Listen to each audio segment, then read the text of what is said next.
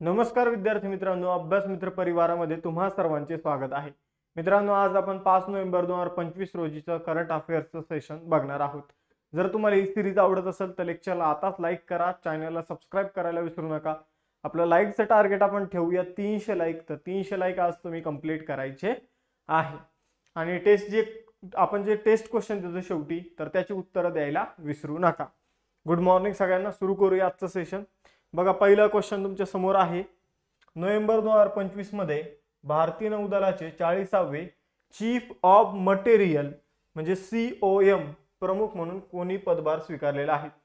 तर बघा, नौदलाचं जे काही सगळे जहाज म्हणा, पाणबुड्या म्हणा, हे आपण जर बघितलं युद्धाच्या वेळी तयार असलं पाहिजे, याची जिम्मेदारी ज्या व्यक्तीवर असते ते पद आहे चीफ ऑफ मटेरियल.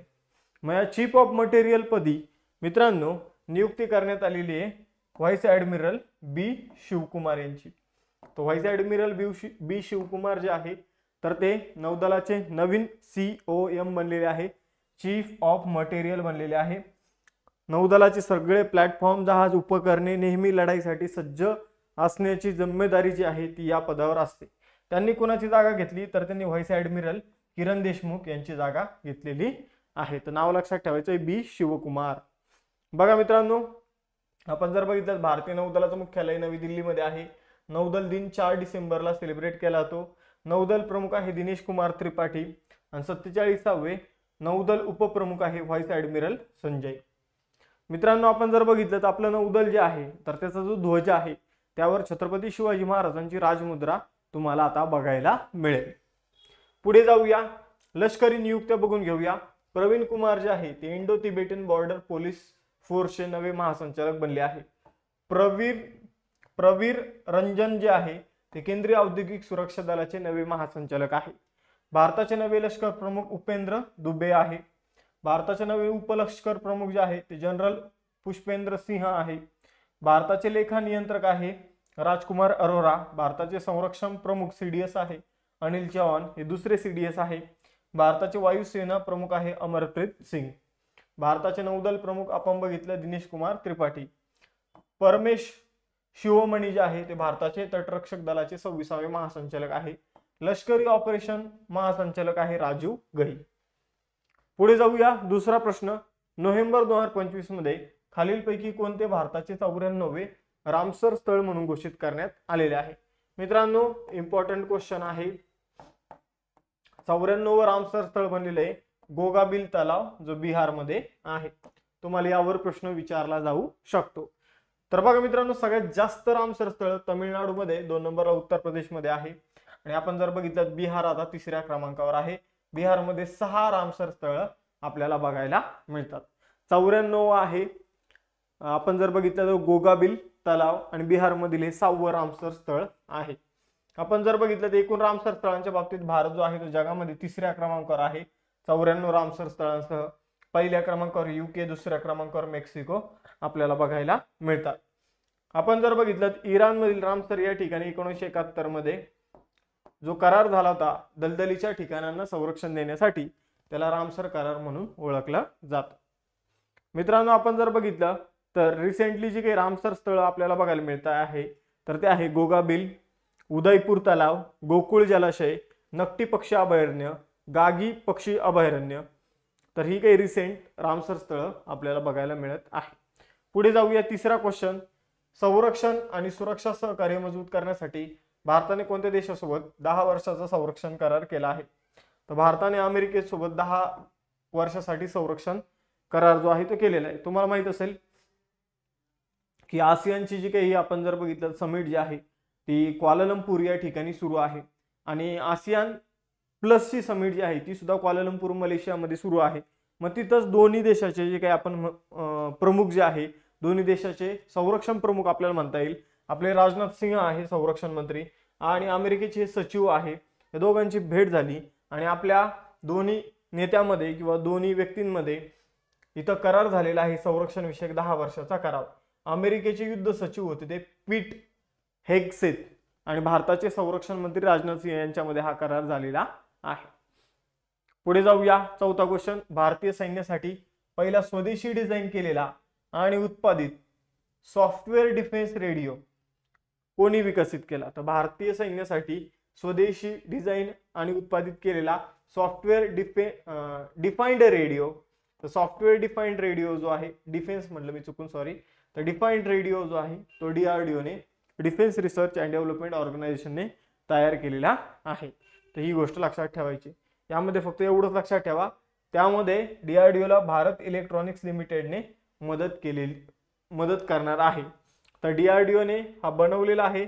मग याचं लार्ज स्केलवर, या रेडिओचं लार्ज स्केलवर प्रोडक्शन जे आहे तर ते कोण घेणार आहे? तर ते BEL, भारत इलेक्ट्रॉनिक्स लिमिटेड ही कंपनी त्याचं प्रोडक्शन जे आहे ते घेणार आहे. म्हणजे त्याची जास्त युनिटमध्ये निर्मिती जी आहे ती करणार आहे. आपण जर बघितलं तर हा एका प्रकारचा वायरलेस कम्युनिकेशन डिव्हाइस आहे. म्हणजे जसं वॉकी टॉकी असतं तर तशा प्रकारचा हा एक स्वदेशी रेडिओ आपल्याला सांगता येईल. पुढे जाऊया मित्रांनो. 5वा क्वेश्चन आहे, कोळसा क्षेत्रात पारदर्शकता, नाविन्य आणि कार्यक्षमता वाढवण्यासाठी कोयला शक्ती डॅशबोर्ड आणि CLAMP पोर्टल कुणी सुरू केलं आहे? तर कोयला शक्ती डॅशबोर्ड आणि क्लॅम्प पोर्टल जे आहे मित्रांनो ते सुरू केलेलं आहे G. किशन रेड्डी यांनी.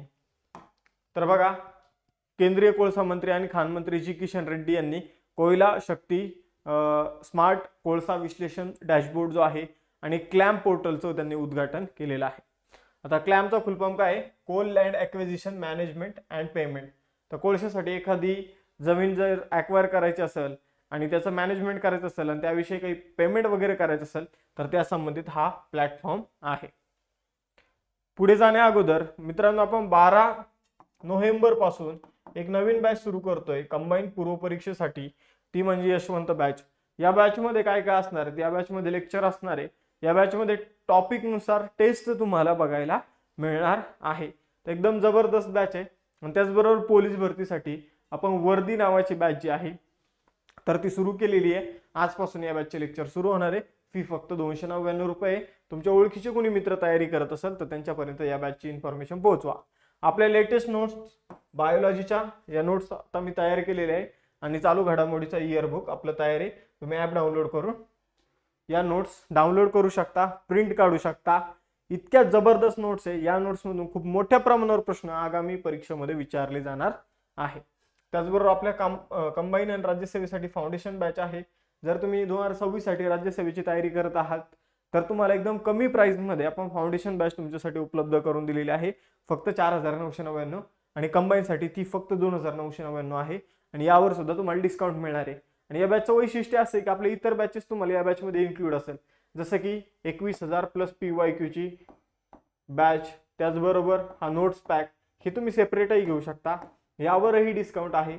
अभ्यास मित्राचा ॲप इन्स्टॉल करा, कॅटेगरीमधून बॅच सिलेक्ट करा.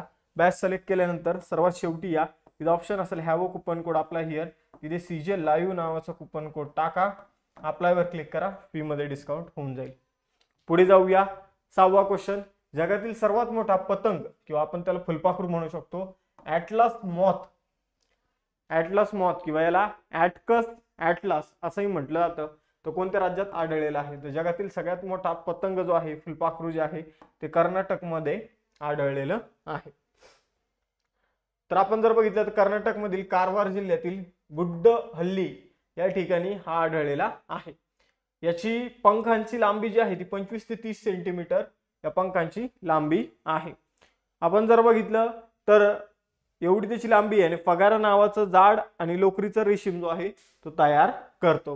ही प्रजाती आग्नेय आशियातील उष्णकटिबंधीय आणि उपोष्णकटिबंधीय वर्षावनांमध्ये आढळते. पुढे जाऊया. 7वा क्वेश्चन, टाइम मासिकाने 2025च्या 100 प्रभावशील जलवायू नेत्यांच्या यादीमध्ये कोणत्या भारतीयाचा समावेश केला आहे?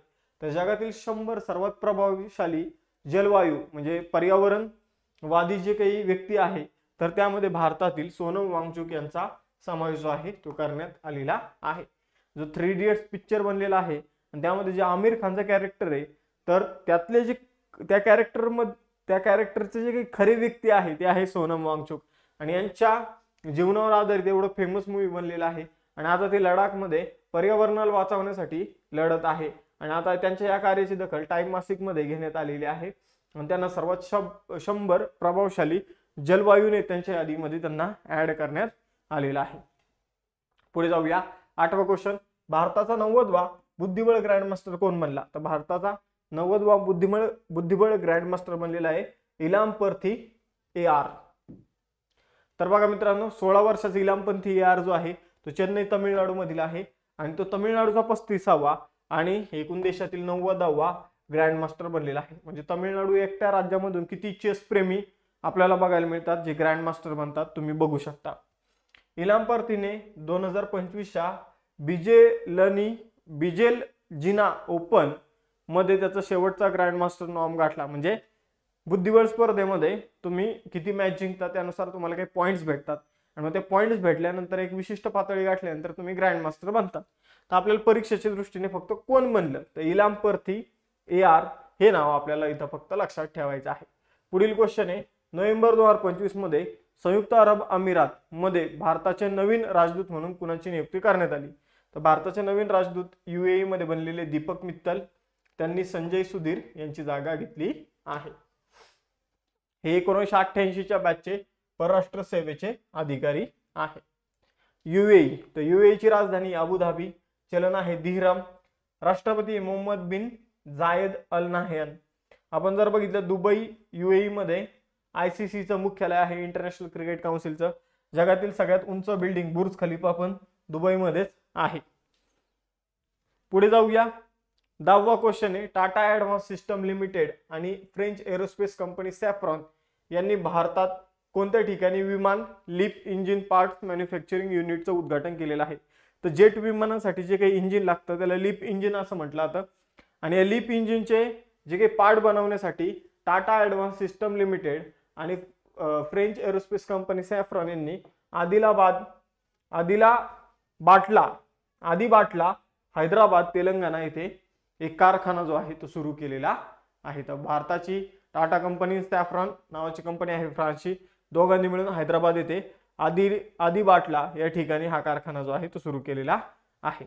मग इथं तयार केलेले पार्ट जे आहेत एअरबस, त्यानंतर A320 निओ, बोईंग 737 मॅक्स या विमानांच्या इंजिनसाठी सुद्धा हे पार्ट उपयुक्त ठरणार आहे. 11वा प्रश्न आहे, कोणत्या राज्य सरकारने डिसेंबर 2025 पासून इतर राज्यामधून येणाऱ्या वाहनांवर ग्रीन सेज लावण्याची घोषणा केली? म्हणजे इतर राज्यामधून जर या राज्यात वाहनं गेली तर तुमच्यावर टॅक्स लावला जाणार आहे पर्यावरणासाठी, त्याला ग्रीन आपण हिरवा कर सुद्धा म्हणू शकतो. तर हा निर्णय उत्तराखंडने घेतलेला आहे. हा कर कधी लागू केला जाणार आहे? तर 1 डिसेंबर 2025 पासून हा कर लागू केला जाणार आहे. राज्यातील वाढते प्रदूषण कमी करणे आणि शाश्वत पर्यावरणाला चालना देण्यासाठी हा कर उत्तराखंड सरकारने लागू केलेला आहे. आता 2 टेस्ट क्वेश्चन तुम्हाला सांगायचं, 94वे रामसर स्थळ कोणतं आहे आणि 40वा चीफ ऑफ मटेरियल नौदलामध्ये कोण बनलं आहे? लेक्चर आवडला असल्यास लेक्चर लाईक करा, चॅनलला सबस्क्राईब करायला विसरू नका. थांबूया आपण इथं, भेटूया नेक्स्ट सेशन मध्ये. चलो बाय बाय एव्हरीवन, जय हिंद.